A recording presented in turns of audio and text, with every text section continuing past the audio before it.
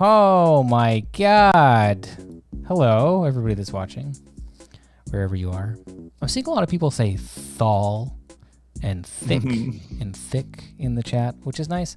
I'm glad everybody's here to join us. My name is Dean, I'm bald. And today we have a guest. His name is Buster. Let me grab my little script I wrote. His name is way cooler than mine, by the way. My name is not nearly as cool as Buster. This song is giving me too much high energy vibe. I don't like it. All right, so my guest today is a guitarist and drummer from bands such as Humanity's Last Breath, which I spelled wrong in the title, but now I fixed. And I'm going to say this the most Canadian way possible, Viljarta, because I am Canadian. So he's Swedish, seems nice enough. He told me he has diabetes type 1. So please, and that's a fact. He told me I could tell you guys that, and he said that. So now that's on him. So you never know what's going to happen. That's right. Yeah, exactly. Yeah, see, it's confirmed. And before I introduce his name, his full name, which I will no doubt butcher. The stream is brought to you by Sheet Happens Publishing. Go to sheethappenspublishing.com, use code word Dean for 15% off, and you can get all the stuff that you ever wanted. Well, that's not true. But you could get some of the stuff that you wanted. Diabetes. You can get diabetes, yeah. Do not go to the website if you well, I'm not gonna speak for the diabetes, the community of diabetes people. Not to say that they're diabetes people, but anyway, fucking Buster Oderholm. Hey, what's up? What is up? What's up, D? What's up, guys? Thanks for having me. I'm a fan. I am a fan. I watch you guys regularly, and that's not a lie. That's true. You told me that earlier, several minutes ago. So how are you doing, buddy? What is going on? What time is it over there? Dude, I literally still have Rona. No way. I got the. Yeah, I got it like was it like Monday, and like last Monday, and this is kind of my first not sick day, basically. So it was mostly like in the throat, I guess, or was it a lot of the chest kind of stuff? Yeah, it was nothing like compared to what you hear people get. It was nothing. I worked through all of it, so it's fine. Well, I'm glad that you're not as sick now. I also had it over Christmas, which meant I didn't spend Christmas with my family, which is. I mean, my family's nice, but sometimes you're kind of like, well, you know what, I'm sick, stay at home, do nothing. Right. So first off, anybody who doesn't know you, can you introduce yourself so that I don't butcher it? Can you tell me the names of your bands, please? And I know that everybody in the chat already knows that, the bands, and I feel like you've got, like I was saying earlier, you've got a awesome but fan you want me to pronounce it in Swedish? If you could. Okay, that'd be nice. I play drums and produce in Viljarta, and I play guitar and produce in Humanity's Last Breath. That's not in Swedish, by the way. That's English. that is English, and I can vouch for that because I understood what you said. Nice. Yeah, okay, cool. And I don't know Swedish. I play drums in a hardcore band called Throne. But it's kind of me on guitar and bass, so it's kind of weird. I don't really know. I do music with Throne. You do music? I'm not on vocals yet, but yeah. Is that something you aspire to do? I want to scream on like a line or two in a song because my voice kind of sounds a bit hardcore-ish, or it's like a yell. Oh, okay. So that would be cool if the singer allows me. And I run Oderholm Audio, which sells samples and the stuff for producing and mixing. And I, of course, also mix and master bands from there. Yeah. Okay. So that you do a lot of stuff. I do the music. So one of the things that I was doing a little bit of research, and sorry, I'm burping, talking through burps. Okay, so there's a very cool band that I really like called Darkane. I really like them. I listen to them a lot. And I was looking through your through some of the stuff you worked on, and I noticed that your dad was listed on like Metal Encyclopedia or whatever, and I was like, what the fuck? And so I clicked on it. Your dad worked on a Darkane album. Yeah, me too. Okay. So We're close friends with before those we guys. go too far into it, Darkane is a melodic technical death metal band from early 2000s. I guess that's what they are. They're Swedish. Yeah. Fucking awesome band. Really Dude. awesome. Yeah. Yeah. And they really influential for me. And I mean, the drummer Peter, he took me to Meshuggah 2004. I was like 12. No way. So yeah. So I mean, he is my mom's neighbor, kind of. He lives on the street I used to live on as a Okay. kid. Yeah. So you can imagine what that meant for me as a metal drummer or a metal guy. You know. Yeah. He just, yeah, he brought me to gigs. I got to be in the studio with Darkane when they recorded, Wow. and Cool. yeah, we're just like friends, and yeah, he kind of took me. Peter kind of took me under his wing a bit, and yeah, really, and like it's not like a metal band, like a cheesy heavy metal band. It's like a actually progressive, evil fucking Mm-hmm. thrash. I would call it like technical thrash, death metal ish. Yeah, they've got lots But of thrash. Yeah, they've got a lot of thrash in there. Man, what a cool what's band. your favorite album? Layers of Lies. I think that was the album that you worked on, wasn't it? Or no, was your dad worked on? I worked on the latest one. Oh, okay. No, or was it? I don't know. Okay. So Yeah, I think it was the latest one. Yeah, Is it Rusted Angel? that's the first one. That's the one I loved. That's the one I I love listened that to album. Yeah, a me too. lot. Yeah. That one, Insanity, that came after. That was the first metal album I got ever. No That way. was Insanity. Yeah. That was like my introduction to metal, basically, and yeah, that was crazy. Dude. And Expanding Senses that came after that is also a banger. Dude. No, like none of those albums are on Spotify, I think, and I'm constantly on their ass. Like, get this shit on Spotify. That's not a band that people really talk about very much for whatever reason. I don't know why. Like maybe they're working on new music right now, or like they're kind of done with new music. I think they're gonna. Yeah, I think they have new stuff coming. What's that guitar player's name? Christoph. Christopher Malmstrom. He works at my dad's workplace. Dude. Yeah, he's amazing, dude. He is. Yeah. Fucking sweet. So do you? I mean, the drummer also is amazing. He auditioned for Dream Theater. You know.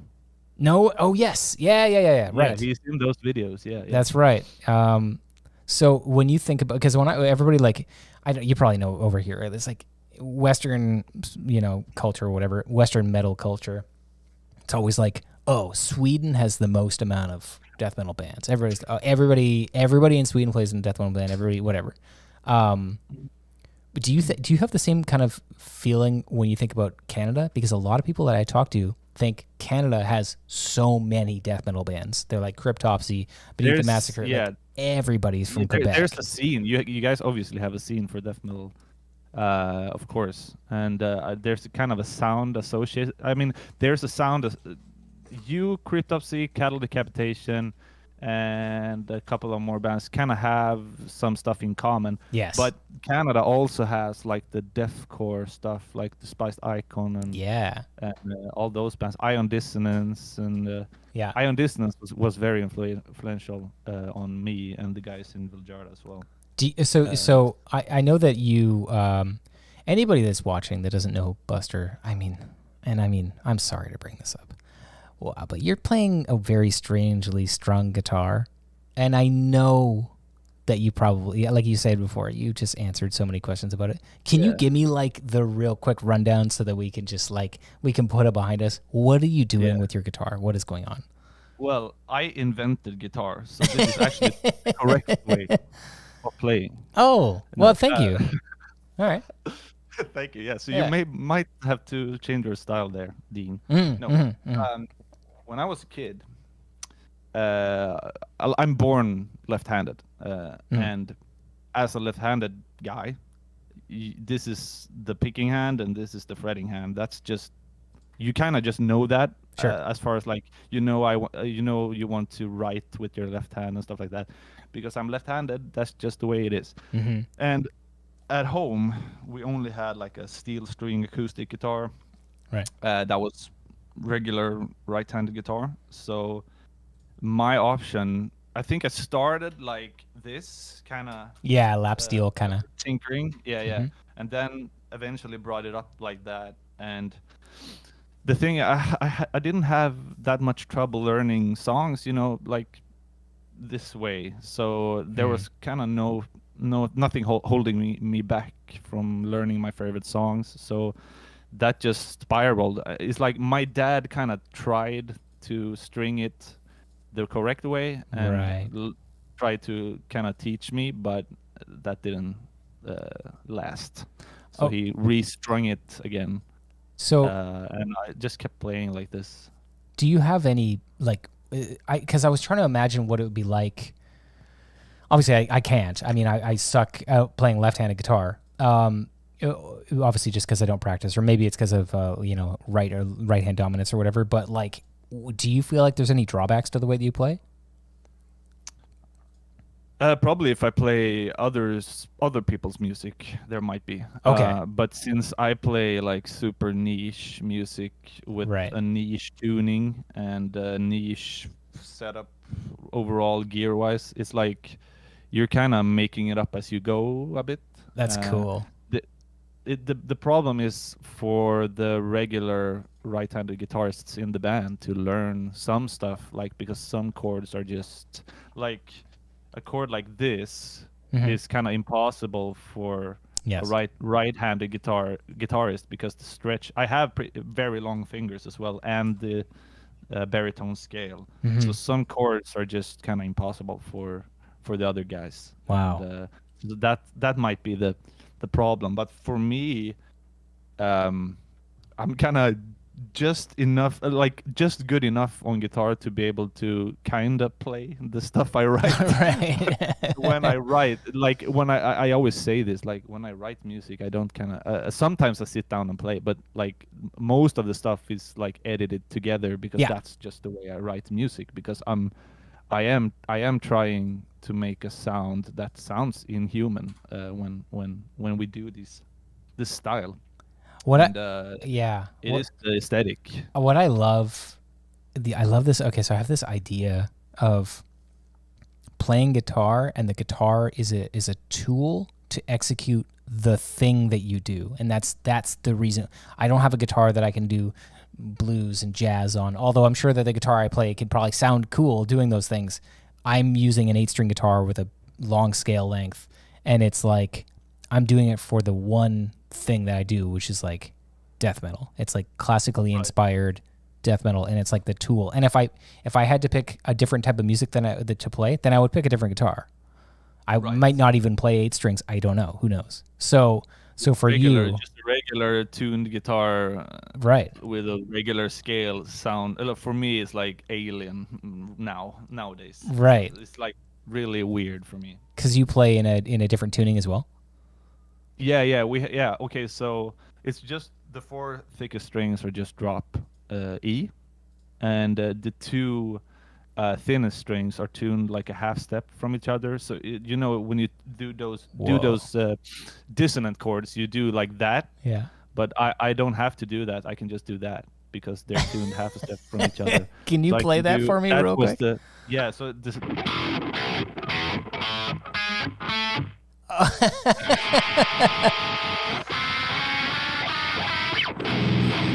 So yeah, that's kind of. But you can do cool chords with it, like you can. I mean, if you're kind of musically inclined, you can make this tuning work. I know other people that use it as well. Really? But for me, it was like I don't want to be doing like that stretch.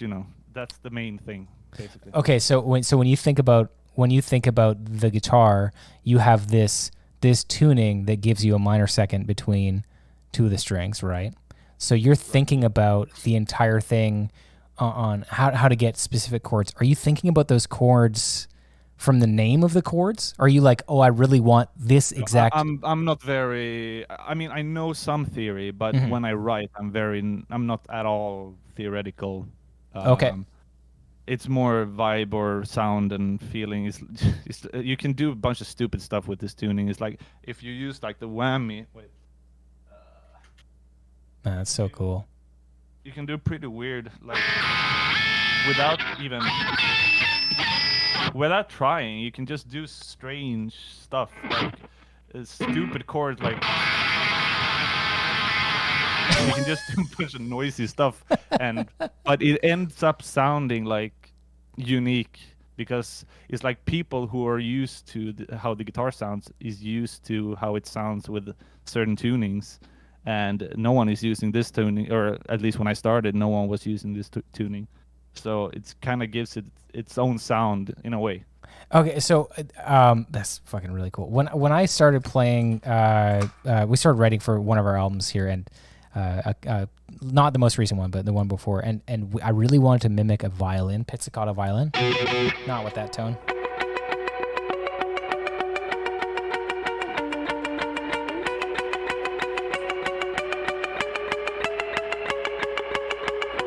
So it's like a melodic kind of thing, whatever. But with that, I had in mind a sound for an instrument that I wanted to mimic. So with the guitar, the instrument that you play, are you trying to mimic other instruments, or are you just going for your own fucking thing? I mean, I am. I'm trying to mimic Viljarda, basically. I mean, that was the thing. Like, the biggest inspiration for me back in the day when I only played in Humanity's Last Breath was the Viljarda guys and the way they were riffing. Like the super dissonant but super like sad and sorrowful stuff with the crazy rhythms and stuff like that, and the super low tuned stuff. So that was like, it's funny because like they're still like the main inspiration as far as like if I'm gonna write a riff, it's gonna be in that style still, because that's cool. That's kind of what I chose and what I mean I've kind of done. My influence has more like death metal and black metal and metal in general compared to those guys, but the kind of the foundation of how I write the riff usually comes from the Viljarda guys. But then I got to join, and now it's real weird to have two bands that have the same style of riffs. But I don't know. It is what it is. I mean, I don't want to. I've said this before, but I don't want to. Like, Viljarda was my favorite band before I joined, so I don't want to be writing music for my favorite band. I want my favorite band to write music that I listen to. Yes. So I don't want to taint. I mean, they've like tried to like, oh, you should write riffs, blah blah blah, and I'm like, nah, I don't want. Right. Yeah. Well, yeah. You feel like you're gonna, like you said, taint it. You're gonna like change the trajectory of it. And for you, I want to hear. I still want to express myself through riffs, but I do that with Humanity's Last Breath, and that way I also get free. Like, I can do whatever I want. If I want like a blast beat, black metal blast beat section, I can have that. And it's not really that easy in Viljarda. They have a very specific thing they're going for, so it's cool. Easier to do it this way. It's so cool that you fucking had a favorite band and then you joined your favorite band. Holy fuck, that is insane. Wow. Dude, and actually last year I had this like a small black metal project I was listening to, like by far I was like the 0.2% on Spotify listening to this guy, and he doesn't have a lot of like listeners compared to maybe my bands, but I got to produce his new stuff, and he was like the guy I was listening to the most last year, so that was also super crazy for me. Just it's crazy. Oh man, yeah, it's it kind of reminds me of like times because you've toured quite a bit, right? No, dude, I've toured basically nothing. Basically nothing. Yeah. I've played, like, we've done like festivals, stuff like that. But like the tour, I've done like a couple like 3-4 day tours and one 10-day tour, but not more than that. Interesting. I have very limited touring experience. For sure. Is that something that you wanted to or more, or you just like it just hasn't happened? It's I don't know, man. It's like complicated. I do want to tour, but I don't want to tour. Maybe I want to do a couple of tours max per year. It's short tours, that would be like ideal for me, because like the mixing schedule I have Right. is pretty nuts right now, at least. But and like touring has never been something I've dreamt of like that. It's not. It's fun, of course, but I'm more studio guy, I guess. You have to be built. Like, I'm not saying that you are or are not built for it, but you have to be built to or at least learn how to navigate your brain so that you don't lose your fucking mind, because you have a van or a bus or whatever, and it's the same people, and you're living with them for a month and a bit, and just some days, the greatest thing is when you get in to, I've had this happen a few times, you get into a groove of a tour, and every day goes smoothly, and you're like, wow, I could do this for another month. And I've had that a few times. Sometime it doesn't often happen though, because it just, for whatever reason, you just get the right group of people and everybody's in the right mindset, and everything just goes off without a hitch. And the shows are great, and even if they aren't, you don't even care, because it's like whatever, but when that works, it's awesome. But when it doesn't, it is a slog to get through a month tour, for sure. So you started playing music pretty early, I guess, because you had a musical family, or Yeah. Yes. Mom plays piano. Dad plays everything, and is also an audio engineer, like me. And my siblings aren't very interested, but I think they have some sort of ability, but they're just not interested in it. Musical ability. Yeah, musical ability. Okay. But they're probably just not interested. Yeah. But I like, when I grew up, it was very like apparent that I had a knack for it, or is that a word? Yeah. Can you say that? Yeah. For it? Yeah. It means penis. And I had a very easy. It was very easy for me to learn songs and stuff like that, and hear notes and blah blah blah. Right. So yeah. Natural. So you had like a sort of like a predisposition or something to where you heard music. Have you seen Rick Beato? You know him? Yeah. Have you seen those videos of his kid? Where he I have. That shit is. I'm not like that. Oh, that's not you. Okay. That shit is insane, and just like how plastic his brain is and was, it's so you could just get. And I have mixed feelings about it, because I don't know Rick Beato, and I don't know his son, and I wonder how stressful. He was raised fine. Yeah, I'm sure. No problem there. It just seems like, I don't know. That would be. It seems like a lot of pressure. I mean, his son must have just a huge passion for music as well. But yeah, I mean, like he just has that insane ear.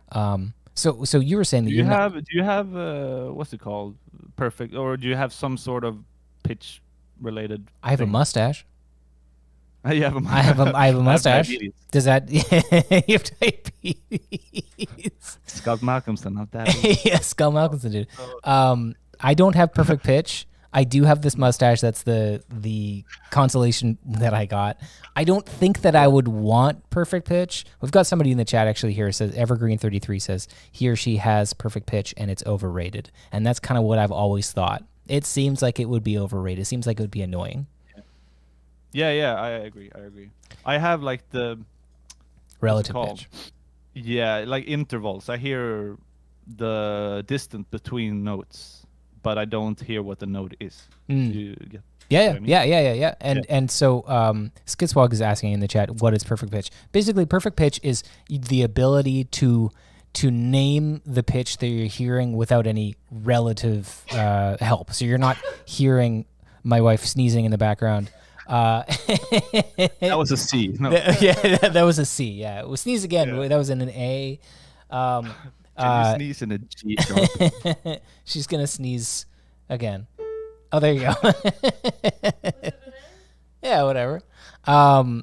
So yeah, you can actually hear the pitch just in nature, which it sounds helpful until you. I mean, some people are like, "Oh man, I have perfect pitch, and it's horrible for me to listen to music that's out of tune or whatever." It's like, I don't know because I'm not them, but it's like, really, does that make any sense? It pains you to hear music that's like, it's like, does that? But I don't know. Who knows? I do know that some cultures in the world actually their languages are so tonal that more of the children that are brought up in that culture have perfect pitch, which is really crazy. Yeah, that's awesome. That's Yeah, crazy, yeah. but I mean, I never heard that. Yeah, pretty interesting. The thing about it though is relative pitch is great. It can get you through everything that you really need. And it also leaves some of that. This is a weird kind of thing, and I'm not like a magic person. I'm not into like spiritualism really, but it gets the mystery, takes some of the mystery of music out. Because isn't it cool when you hear a musician and you go, how the fuck are they doing that? Or how can I play that? And you don't know how to do it. And you spend time trying to figure it out and you go through the process of doing all that stuff. That's why music is so great, because you can do that. And having that superpower of perfect pitch, I would be nervous that would be removed or, Right. lessened. Yeah. So I don't know. I mean, it helps me. The relative pitch helps me in the mixing a lot. Okay. As well. Yeah. As far as like bands sending me like bass MIDI that is actually not playing the correct notes, and I have to fix it because I hear it's not correct. But it's like so low tuned, and people don't care. It's just rumbling, so I just fix it. But so that's it, and also it can help with like ring, like on a snare. If you don't want to get rid of some ring, you can kind of hear better. I think maybe. The main thing it helped me with was learning songs as a kid, because I spent a lot of my time as a kid just what's it called, when you by ear, you're just learning the songs by ear and trying to learn the riffs as good as you can. But it's like you can only get so far with the ear in that age. Like I tried to learn Morbid Angel, or I learned Morbid Angel, what I thought I heard. A lot of those riffs were not like exactly correct, but I could still play along and feel good about it. But yeah, that really helped me become like better at my instrument. Real quick, Diz5, thanks for the super chat. Viljarta is so fire. Oh, that's nice. Hey, have you done live sound very much? No, basically not at all. Basically not at all. That's a very different thing, I guess. It is. Right. It is, yeah. It's kind of scary because it feels like that kind of industry, like sometimes they wear earplugs, but if you're mixing live, you can't wear earplugs. As far as unless there's some crazy type of earplug I haven't heard about that filters out only the. Yeah, you mean that the frequency response is not flat. Right. Yeah. So like I feel like that's a career that you have a time limit on, because I know. It seems like it. I know that my hearing, I don't know about you, but my hearing is not as good as it was. And every once in a while I'll have like a dip out. It'll be on one ear or whatever, and it'll come back, and everything's all good. Do you good. have your in-ears loud? Like a really loud? The click is quite loud, and my guitar is quite loud. It's not as loud as our vocalist, who has terrible hearing. Holy fuck. I can hear his in-ears from across the room. I'm like, what are you doing, dude? Jesus. Yeah. No, I'm pretty like if a garbage truck drives past me, I get nervous. Or I always do this when a train goes by. I always cover my ears. So I'm super pretty hard about that. So I have a question about your. Okay, so you were saying that I forgive me if I don't know the lineup of Humanity's Last Breath, but are you the only guitar player, or do you have another guitar player? It's a bit complicated. Like over the years, it's kind of changed. I started playing drums, then like I had a band in the city I used to live in, and like the local guys I started with, and then we kind of broke up. And then I asked Kalle from Viljarda to join on guitar live. Okay. So he has been live with me for a while, and we had a drummer called Marcus from the band The Huge the Okay. huge pop metal act, Dead by April. He decided that he wanted to play with HLB because it was heavy, but he made a lot more money playing with other guys. So it's Sure. really like kudos to him to join like HLB, Of do course. shitty gigs when he has that huge band. So But he's yeah. not in the band anymore. So, and Kalle is not going to be playing live with us. So it's kind of me and the singer who is like the main kind of guys that are left from the older days, I guess. But yeah, we had an old singer before, but never mind. Yeah, it's a bunch of fucking members. But like the music is basically me. But the new stuff I'm doing now, I am including Kalle from Viljarda as a producer. So it's kind of he's in the band in the capacity that he wants to be. So yeah. So you have to figure out your way through showing somebody how to play these fucking insane riffs. I just do tabs, and I kind of program the whammy parts in as like a whammy bar pitch, whatever. Sure. So like if it drops 4 seminotes on a certain note, I just pitch it down in Guitar Pro as if it were like a whammy bar dive or something. And when you are showing somebody chords and they play a regular guitar and you don't. But I don't show them in person. I just do the tabs. And those chords are seemingly no problem for anybody that learns them. There's some chords that are a problem for sure. Okay. Like, if you do, I do like this chord a lot. It's like a low black metal chord, I would call it. But if you go down a half step on the oh, that sounds so cool. That is pretty wide. So if you want to play that as a right-handed guitarist, it's pretty hard.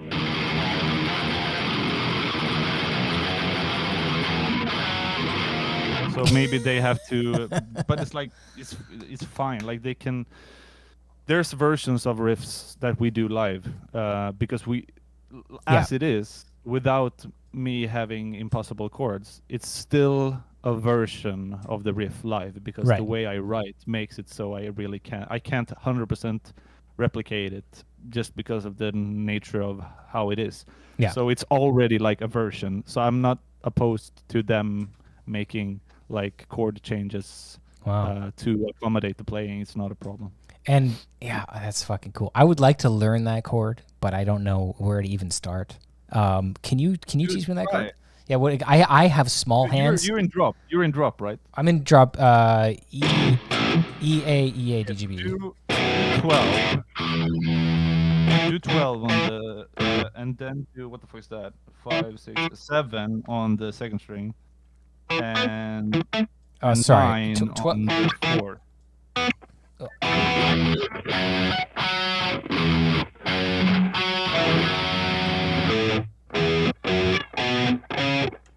So 12 on the sixth string, and you go 7 on the second string. Okay, hold on. And 9, My brain 9 hurts. on the. Hold on. My brain hurts. Okay, wait.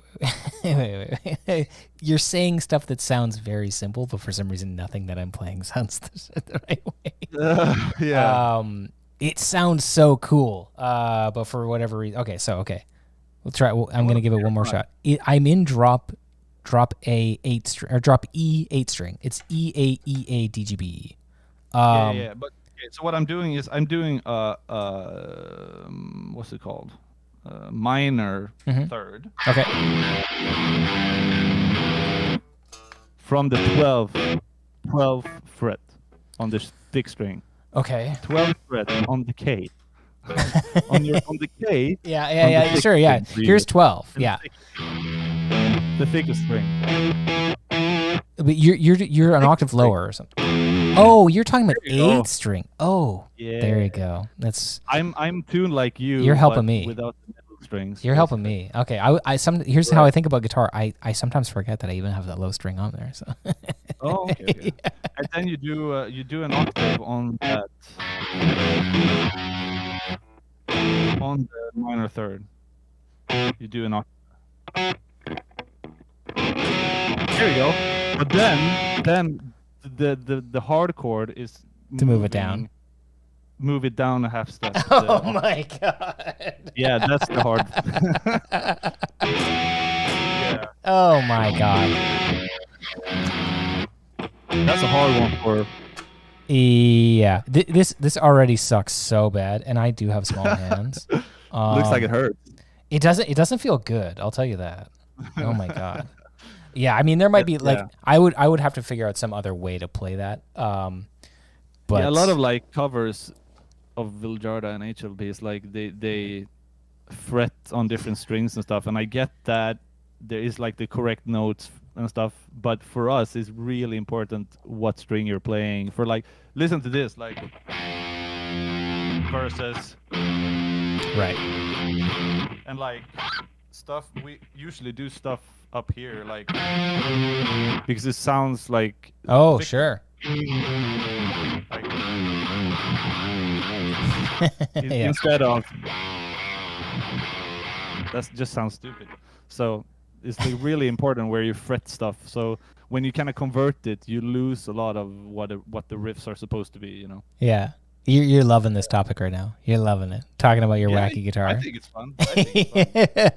I just because before we started, you're like, I get 1,000 comments. What do you say? 10 comments a day, 10 questions a day. But it's different. Like internet is not real life. I kind of feel so. Like when we're talking right now, we're two people talking about this, and it's fine. It's very cool. Like when it's like I got the comment the other day that ended. It ended nicely, but it started really rudely. He was like, oh, you probably think you're really cool, huh? Playing like that. How about you just stop being cool and just play like everybody else? And like we wrote in the description the reason why I play like I do. So I just answered him, and I was like, or you just read the description, buddy. Right. And he wrote back like, you learn something every day. Like, oh, nice. Yeah, people leave comment. You know what I like to do is whenever I see a really negative comment, if it's really negative, I'll say, "Are you okay? I hope that you're not depressed. You sound depressed. I'm sorry." Otherwise, I'll just act really dumb and really nice, and usually people will be like, "Oh, hey, cool. I was just joking," or whatever. Like, so you know, luckily I don't have too many negative comments, but ever since I grew the mustache, it really has ratcheted up a lot. So I commented on your mustache on some clip, I think. How dare you? Because you've gotten a lot of hate about it, and you were talking about that, and I commented, I like the mustache. Thank you. I did. Such a nice guy. I have that comment actually printed out somewhere. I hung it up on my wall. Have it on a shirt. So it's on a shirt. You can buy that shirt down in the description. The thing that you're doing a lot, you're saying that the touring is not necessarily what you want to focus on because you have such a big, a full mixing schedule or producing.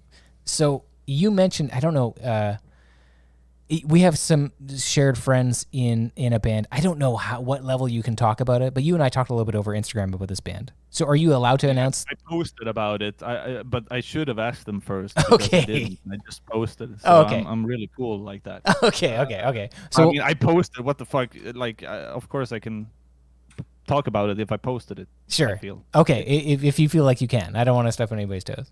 I mean, the worst that can happen is they say, "Why did you do that?" And I can say sorry. Okay, so the band that you and I both, I mean, I personally, they're one of my favorite bands, is Soreption. Yeah, I love them, dude. Oh my! They're coming here this Sunday. Oh, really? Yeah. Oh, to play a show, or no. Oh, I see. Mixed notes, basically. Oh, that's very cool. That's very cool. Tony is coming here at least. Okay, so if anybody in the chat doesn't know, Soreption is a death metal band from Sweden, and they started I think around 2007, something like that, 2008. They were among when Archspire, my band, when we started, the bands that we drew inspiration from were Flesh God Apocalypse because they just came out, and that was like, oh shit, like awesome classically inspired orchestral awesome death metal. Immolation. Origin, Brain Drill, and Soreption. And Soreption had just come out very recently, and they had an album. The names of the songs were just 1, 2, 3, 4. That was the name. Right. Yeah. Right. And that fucking album was awesome. And then they came out with another one, and it was even more awesome. And then they just kept putting out fucking awesome albums. One thing that I wish that band had been able to do, because I know that they've had lots of issues, visa issues, member issues, where they just, somebody leaves or what, and the music is very, it's very specific. Tony is probably top 5 best musician that I've ever toured with, if not the best. That guy is unreal at drums. He writes so. Oh my god, he's like probably the best death metal drummer.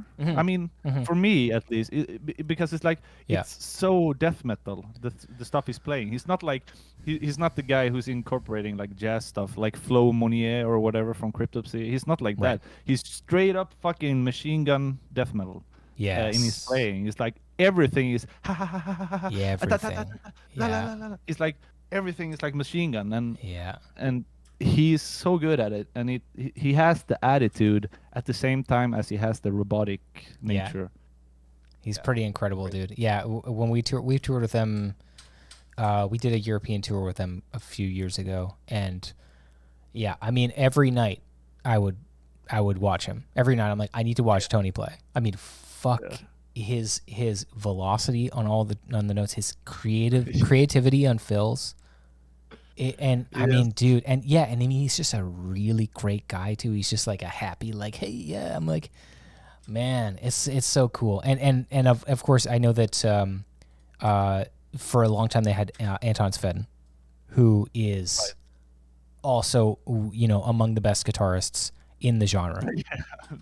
Those fucking studio videos is like, oh my god, like the old ones filmed with like a mobile phone or a cell phone or whatever. And same with the bass stuff. It's like, how is this real? Like, how is this?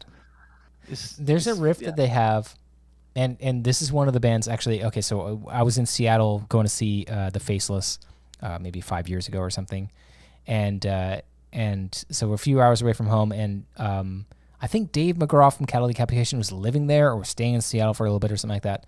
And so we were all backstage or whatever hanging out, and he was like, oh, you guys know that one Soreption song? And he's like,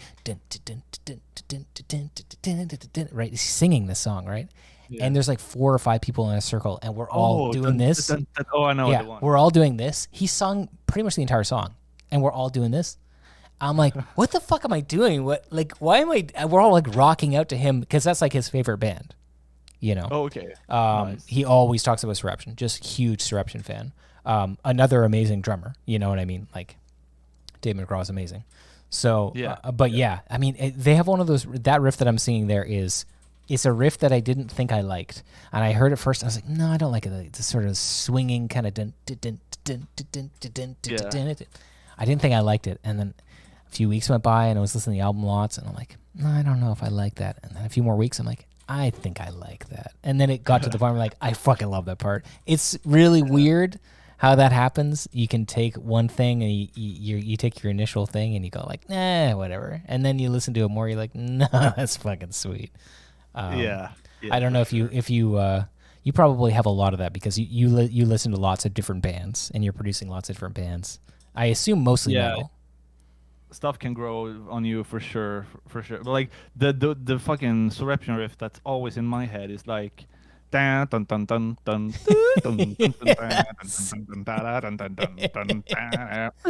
because those like pinch harmonics are so ignorant. If you get what I mean, it's they're like amazing. How they're placed is like, we're gonna do it again and again and again. Yeah, like fuck you. They're so in your face, and they're like, this is the only guitar going on right now. Boop. It's that perfect. I love the sound of my favorite pinch harmonic is this. Ooh, the really high one. Yeah. It doesn't even matter where. All it needs to do is start with the pitch, go, and then it goes immediately up, and it stops right at the top. So it could be. I think about Morbid Angel. What's that? I think about Morbid Angel when I hear that. Right. Yeah. Like that type of. Dude, and it can't be too quick. It can't be like that. It has to be that, and it has to be very clearly just the harmonic.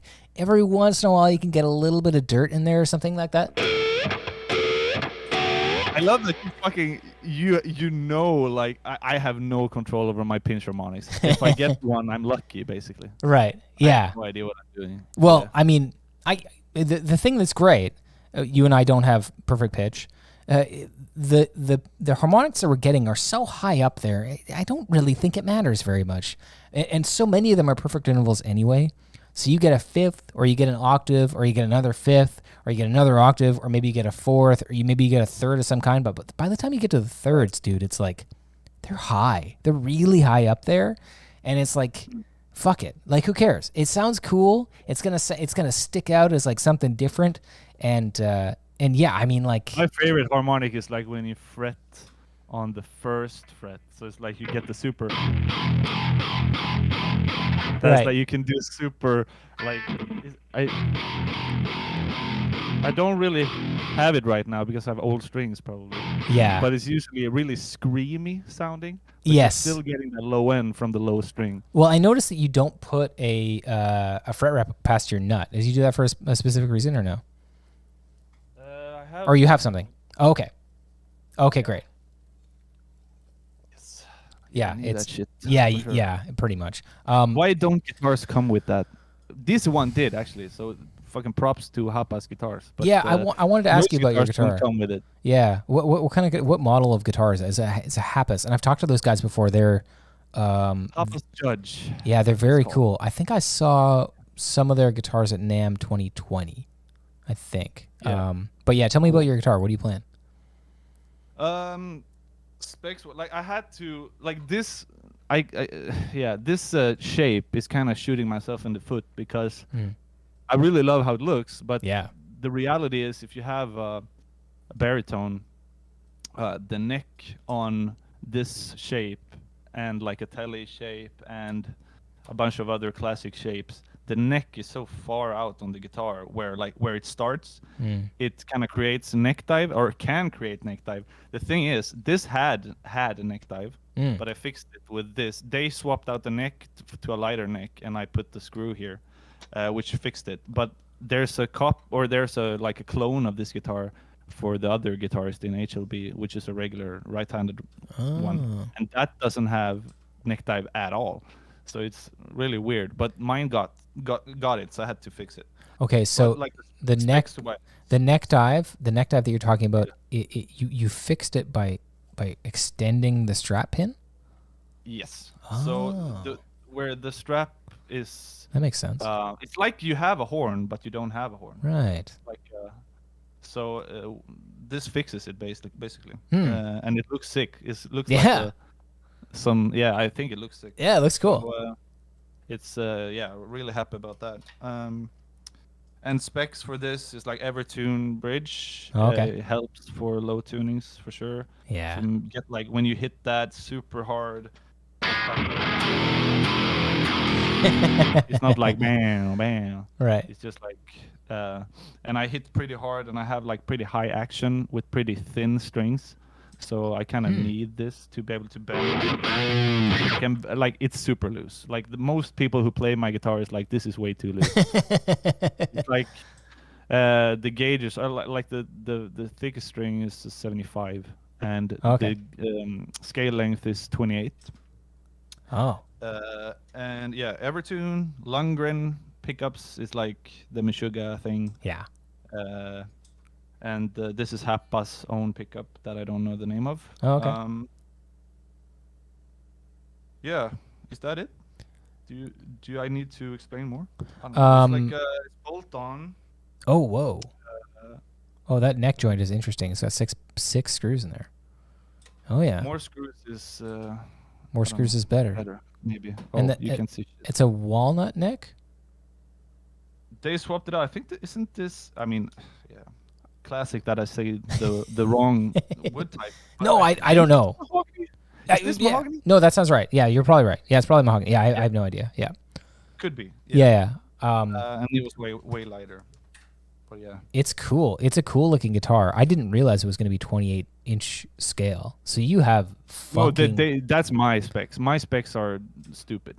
So it's like, but I mean, it's custom guitars, so you can have any spec. But it's my specs that are kind of causing the trouble. It's not there. No, for building sure. of No, puzzles. it's just interesting because like I have 27-inch scale and my hands are small and I can't do a lot of stuff that I wish I could do. But you're playing a 28-inch scale and you're doing big chords. So yeah, But my fingers are like I've never met anyone with bigger hands than me. Really? So I have huge hands, so that's not a problem for me at least. Interesting. Okay, so this is kind of, it's like I'm super tall as well, so like this is Right. probably a regular kind of guitar as far as how it sits on my body, you know, right. compared to other guys.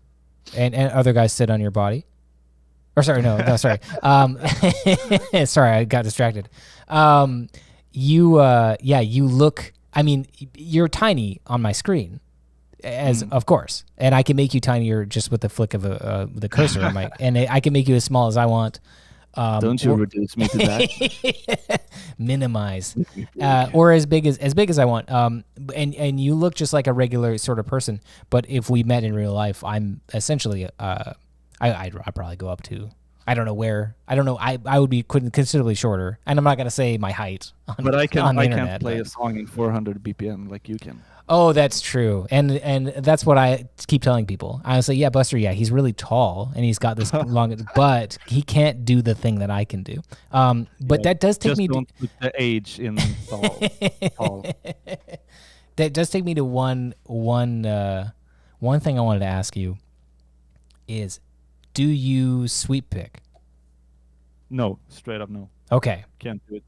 Okay, you can't do it because. Dude, I'm not a shredder, dude. Okay, right. Dude, I've practiced some faster stuff, but I can't seem. I'm too much of a brute force player somehow because I hit really hard on everything, and I can't really do the like I said. I have pretty high action, and I play pretty much like slamming. So like the small notice riffs, I'm really bad at. I've tried to learn this Winter Sun. You know Winter Sun, of course, right? Yeah, the Battle Against Time riff. I've been practicing that for years, or like trying to play it, but like it's like.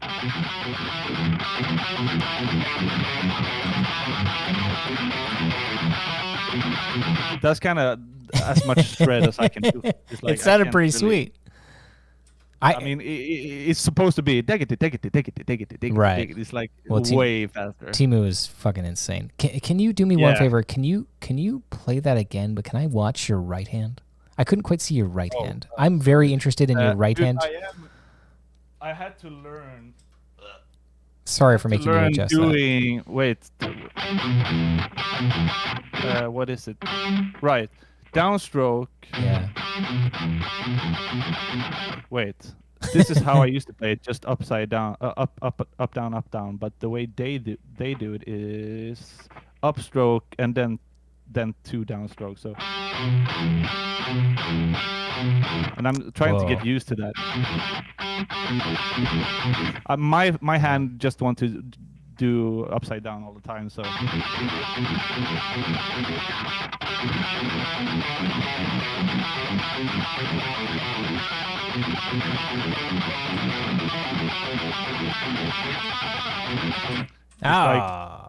But that's not how they play it, and it's not really economically or whatever you say. It's not good.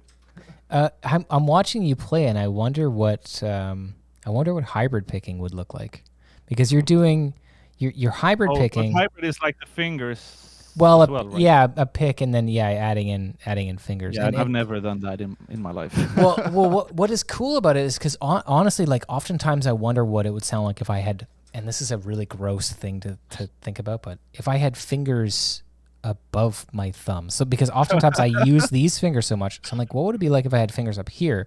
But for you kind of, one way you would, because then you could do those lower notes hybrid picked, because as soon as you get to the thumb, like, then you have nothing else to do. Like this kind of.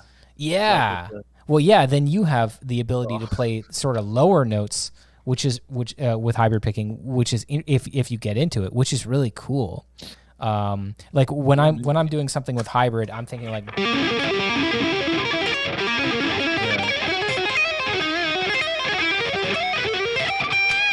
So I'm doing lots of like right hand, and a lot of legato. You know what I mean?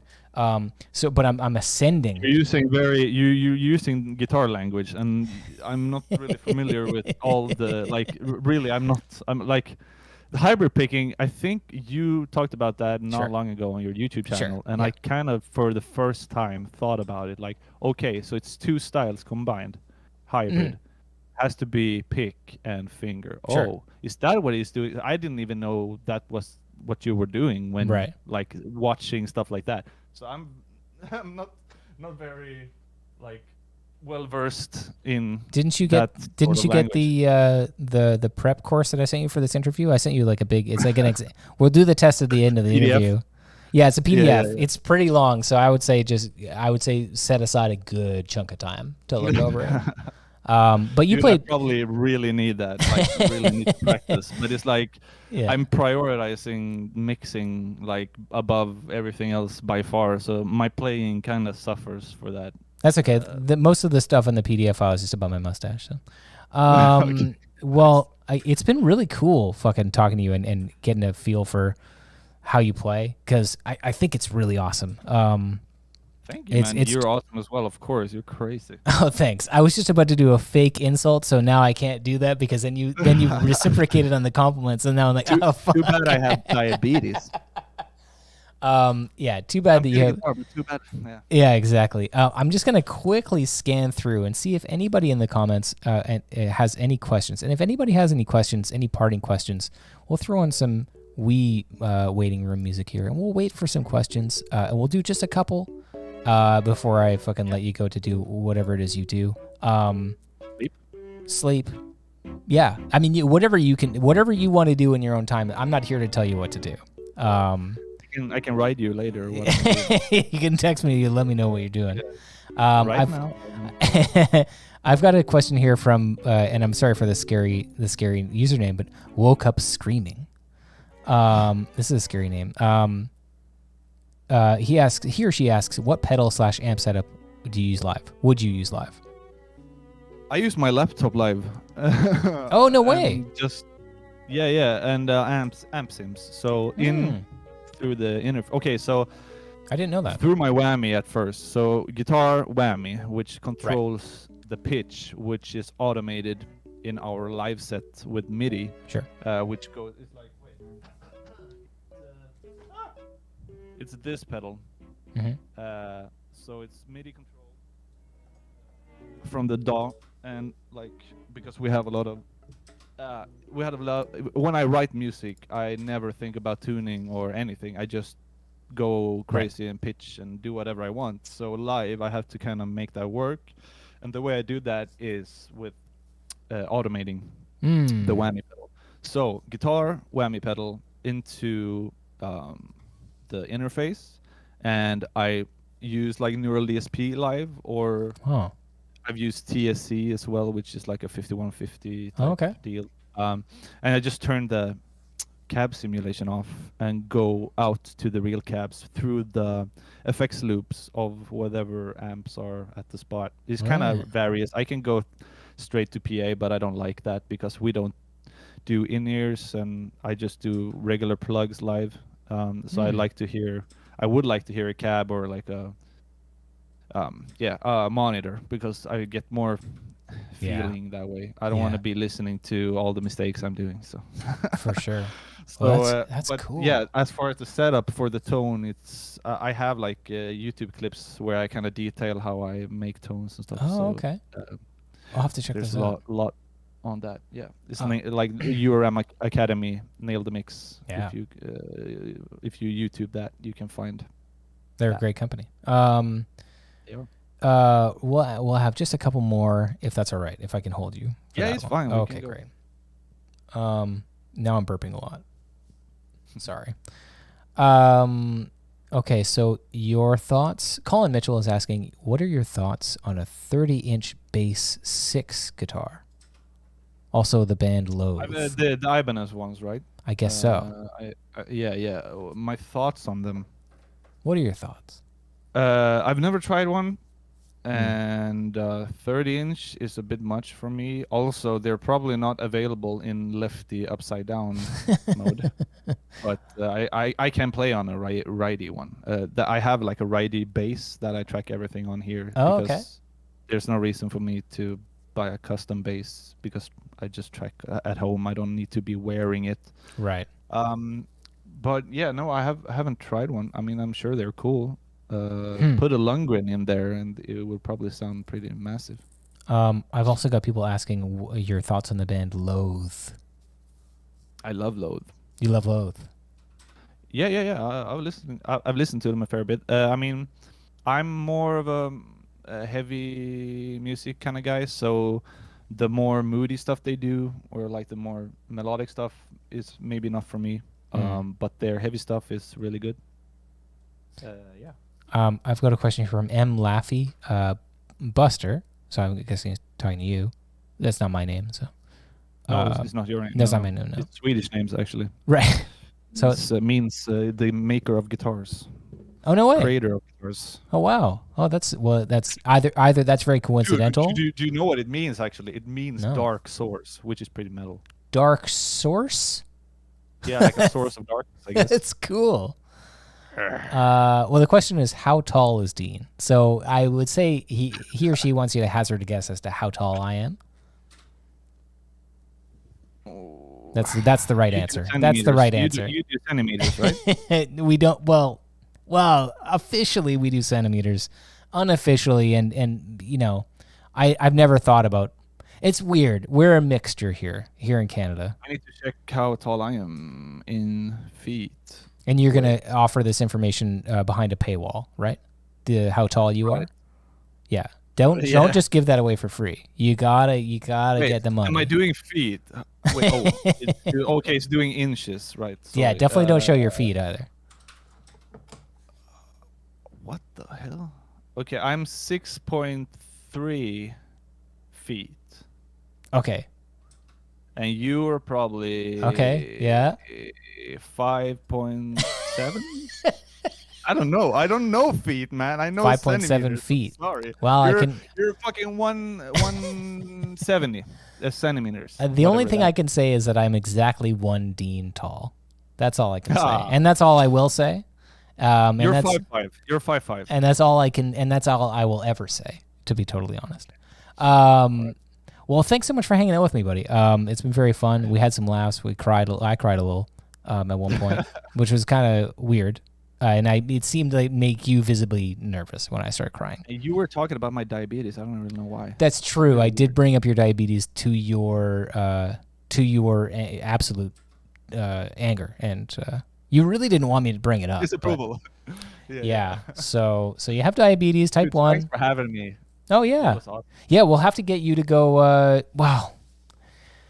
It would be tough. I would love to have you on 4 levels of death metal, but our hands are so small. Let me think about our hands are tiny. Yeah, the problem is tuning and whammy stuff. Our hands are so small. The issues. Yeah. Well, the issues are physical limitations as well, because as I'm tall. Yeah. Because you're tall. You don't have diabetes. You can play the riffs, maybe. I don't know.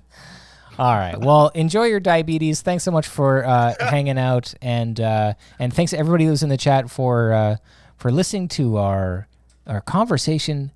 Please let me know who you want me to have here on next. I fucked up that sentence, but I'm gonna go with it. Have here on. That's not how you say English stuff. That's all. That was also. Yeah. Hey. Yeah, I mean, that'd be great. From Morbid. Come on. Or fucking Jan Levasseur. Oh, that'd be cool. I would love to get some of the guys from Quebec scene on because I love those dudes. So, okay. Well, goodbye.